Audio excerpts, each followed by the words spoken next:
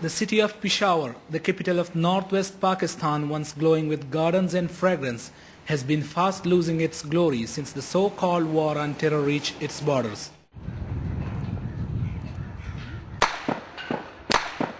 After the city came under deadly terrorist attacks time and again over the last couple of years, the provincial authorities have stepped up security measures, blocking entry to the key installations and great monuments of the region. All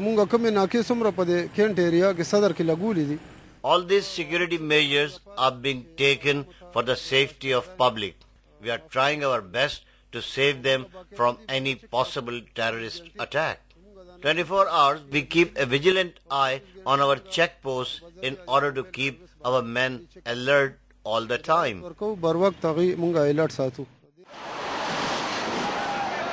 Following the attacks, particularly the one in February last year that killed more than 100, the city center's crowded bazaars, which were once the shoppers' paradise for their hustles and bustles, have now been blocked by checkpoints with steel barriers and barbed wires.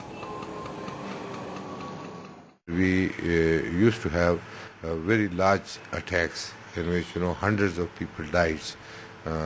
Those have not happened, and now the terrorists can only attack soft targets, that means general public, like you have seen in Kisakhani Bazaar, whereas the hard targets are properly secured.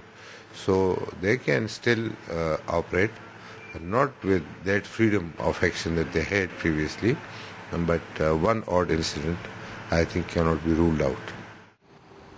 In the same way, the heart of Peshawar, with its major government buildings and other important sites like Governor and Chief Minister houses, hostels and the cantonment area, once marveled all the visitors, now looks like a fortress with checkpoints, police bunkers with sandbags and barbed wires in order to prevent any possible terrorist attack.